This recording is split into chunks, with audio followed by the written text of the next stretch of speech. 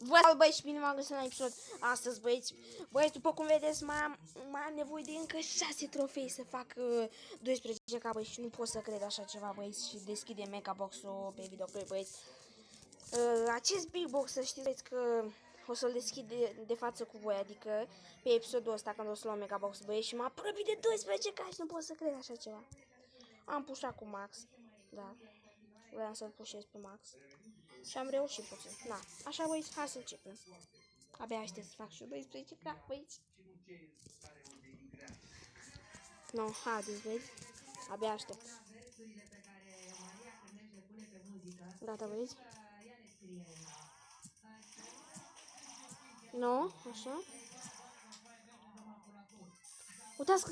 Uitați cât HP i-am lăsat la cutie. Uitați, stați să mă apropii. Gata, uitați. Vedeți? Mult. E puțin, nu. E chiar mult. Abia aștept să fac 12k, băi, sunt foarte bucuros, bă. Sunt foarte bucuros, că eu dacă fac 20... Eu dacă fac 12k, sunt bucuros, băi. Asta vreau. Asta îmi doresc. 12k. Altceva pe jocul ăsta. Am așteptat să fac 12k multe. Ia.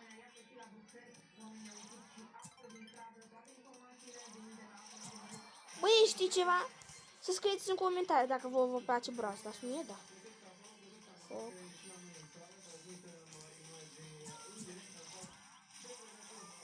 Nu te cred! Nu te cred! Bă, nu te cred! Bă, am câștigat meci, nu te cred! Băieți, am făcut 12k oficial! Am făcut 12k și nu pot să cred! Uitați-vă, băieți! 12k, sunt foarte fericit. Stați puțin, revin să bag codul. Gata, băieți, am băgat codul Lucas pe shop, băieți, haideți în forță să deschidem primul big box. Big box-ul să-l deschidem primul, hai. 3, 2, 1, stați. Haideți, băieți, mă mir, nu pot să cred, haideți, băieți, mă mir, nu pot să cred. 62 bani, nimic, rip. Prea ripean, să zic așa.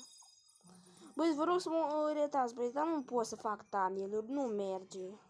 Nu știu, băieți, nu merge să fac thumbnail-uri. Iertați-mă, hai să vedem ce pică.